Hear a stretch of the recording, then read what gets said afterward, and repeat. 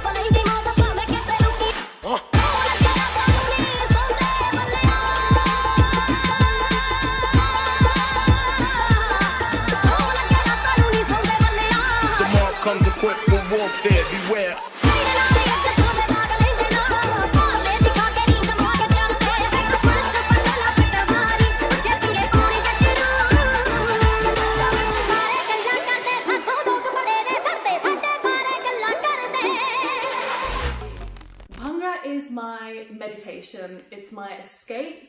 Some people do yoga, some people like to go to the gym, they like to go running. I like to do Bhangra. I like to dance, and that's how I feel free, that's how I relieve my stress, and that's what makes me really happy. So it's a really big part of my life. It's got me through so many difficult times as well, so it's something that's very close to me. Well, I try and bring the two together wherever I can, and I try and introduce them because my friends, my non-Bhangra friends, know how much it means to me, and actually they're so supportive. You know, they always appreciate new videos, new content, big performances that we have. Sometimes they come and watch, and then my Bhangra friends, they are always there, you know, for additional support as well. I dance with some of them, they're part of my academy. So it's really nice trying to combine the two groups of friends. So I think it's really important to understand that nobody's perfect. And as dancers, no matter how long you've been dancing, I've been doing this for 13 years now, sometimes your choreography or your routine will never be perfect. And sometimes I find that when I'm filming, I feel like I've done it well, but when I watch it back, it doesn't feel that great.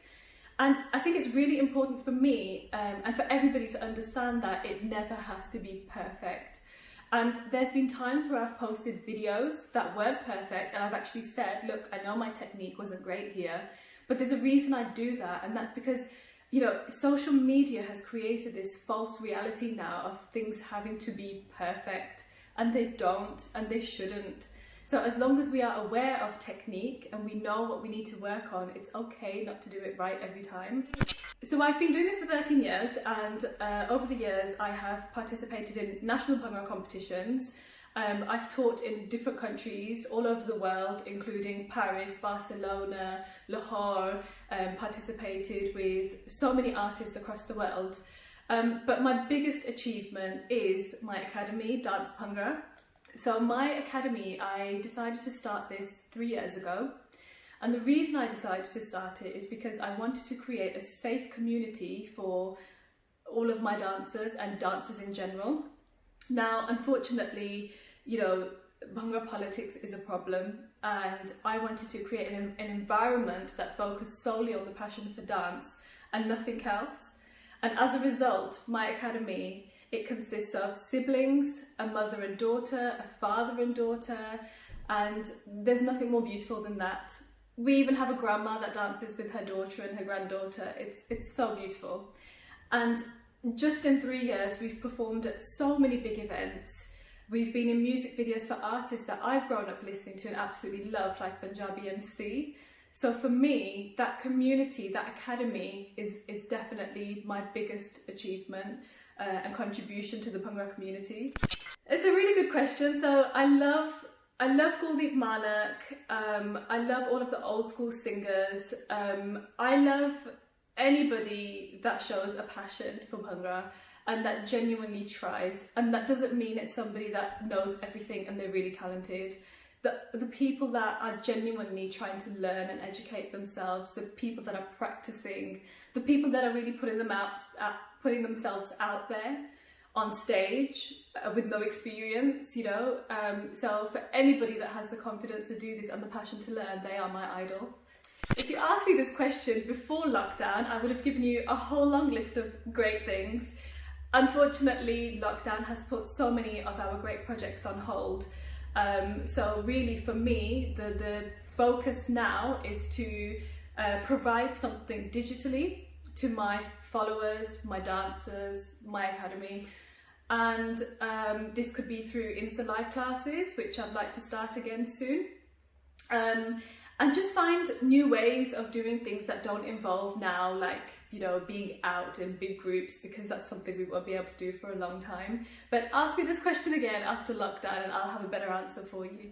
As a dancer, especially when you're a competitive dancer, it's really hard to, especially if you have a full-time job or if you're a student, it's hard to balance everything. So I think that sometimes people take on too much. Sometimes my body, if I was rehearsing for competitions, my body would just shut down and I would be very, very ill for at least 2 weeks, and that would take up a lot of rehearsal time.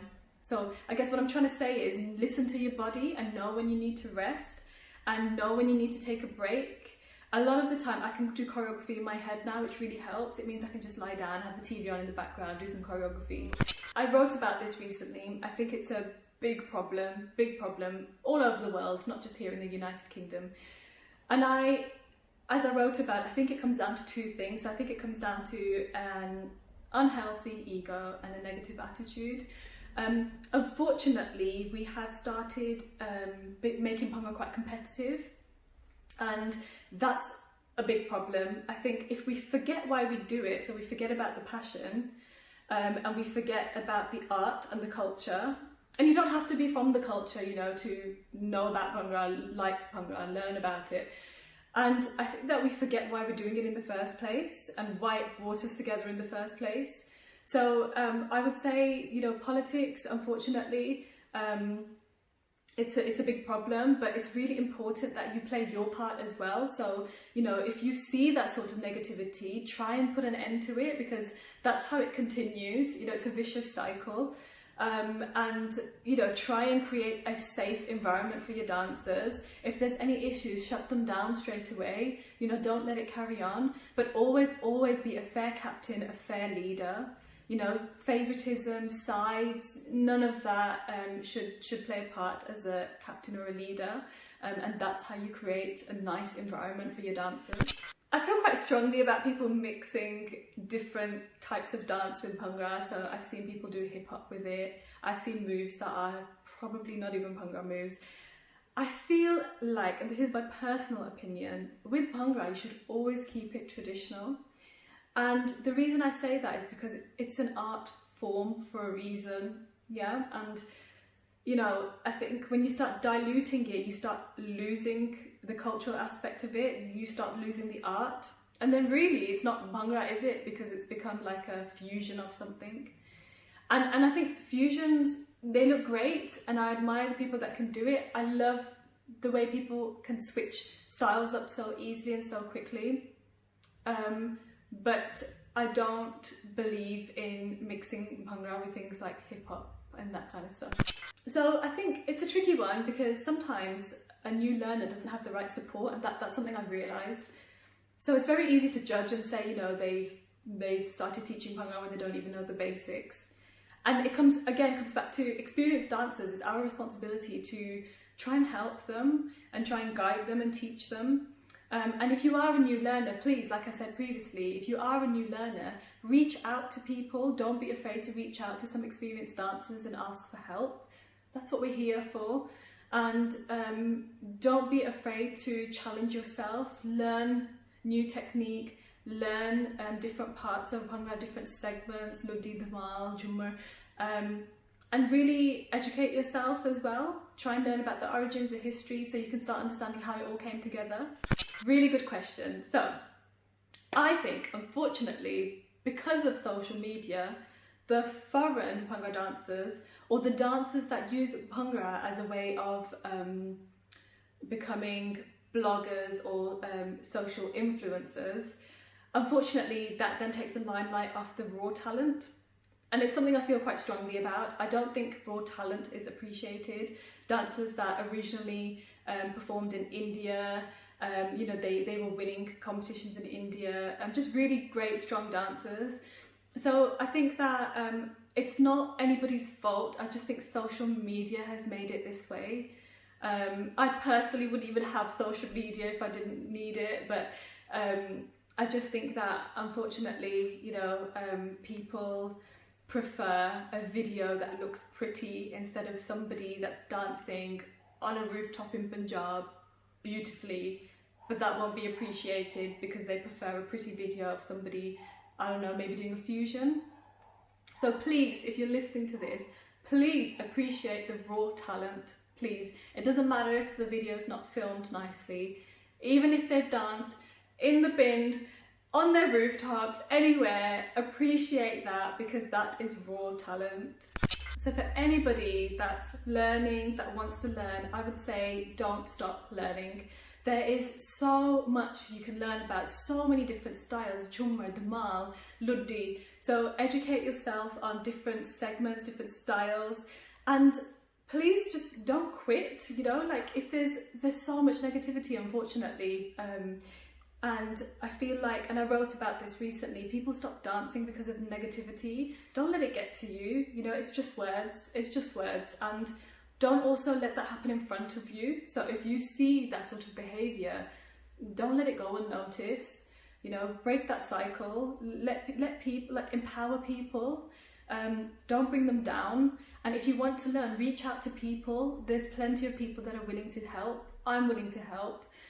There's so many lovely artists all over the world. There's bound to be somebody in your city, in your country. So reach out to people, but always have that goal to learn something new and keep developing on it and keep working on your technique, because there is so much involved in Bhangra technique that people don't realise when they watch the video. So, you know, it looks like perfect when you watch the video, but so much goes on behind the scenes. So always work on yourself, and that's the main thing. I would also say to the upcoming artists that if you ever have an opportunity to get involved in performances, it's very good for confidence as well and for developing as a dancer. So any opportunities where you can perform maybe to a crowd, any opportunities to get involved in competitions, and keep it friendly if you do it, because it helps you learn quickly and develops your technique quickly as well.